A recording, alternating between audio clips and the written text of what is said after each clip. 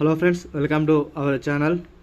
తెలంగాణలో ఆసర పింఛన్లకు సంబంధించి కీలక అప్డేట్ అనేది తీసుకురావడం జరిగింది. ఎవరైతే మన ఛానల్ని ఫస్ట్ టైం చూస్తే ప్రతి ఒక్కరు కూడా సబ్స్క్రైబ్ చేసుకుని వెంటనే మీరు బెల్ అనే గంటను ఆన్లో పెట్టుకోండి.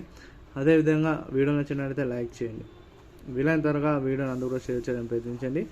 డైలీ 1 to 2 hours వర్క్ చేసి దాదాపు ఒక 3 నుంచి 4 న్యూస్ పేపర్లు చదివి మీకు యూస్ఫుల్ ఇన్ఫర్మేషన్ అనేది మీకు అందించడం జరుగుతుంది.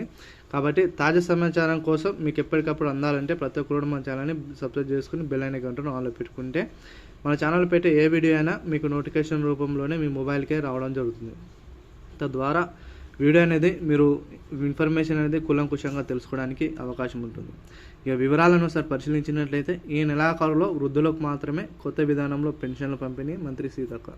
తెలంగాణ రాష్ట్ర సర్కారు ప్రతిష్టాత్మకంగా చేపడుతున్న పథకంలో ముఖ్యంగా పెన్షన్లు ఇది గత 10 సంవత్సరాల నుండి బీఆర్ఎస్ హయాం నుండే పెన్షన్ అనేది యథావిధంగా ప్రభుత్వ ఉద్యోగులకు పెన్షన్ ఏ విధంగా పడుతున్నాయి, అదేవిధంగా తెలంగాణ రాష్ట్ర వృద్ధులకు, వికలాంగులకు, ఒంటరి మహిళలకు పెన్షన్ అనేది వారి ఖాతాలో జమ అయింది.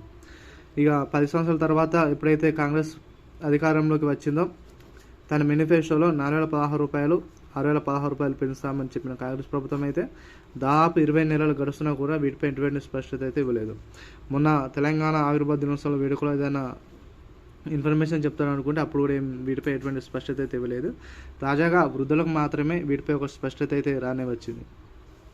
తెలంగాణలో వృద్ధులు ఎవరైతే ఉన్నారో వారికి పెన్షన్ అనేది కొత్త విధానంలో పంపిణీ చేయాలి. వారికి 4,016 రూపాయలు అందే దిశగా వారికి అయితే ఇవ్వాలి. అదేవిధంగా వీరికి పాటు మనకు ఎవరైనా భర్త చనిపోతే వారికి భార్యకు స్పౌజ్ పెన్షన్ కింద పెన్షన్ అయితే జమ చేయాలని కూడా సీఎం గారు అయితే అధికారులకు అయితే ఆదేశాలు అయితే జారీ చేయడం జరిగింది.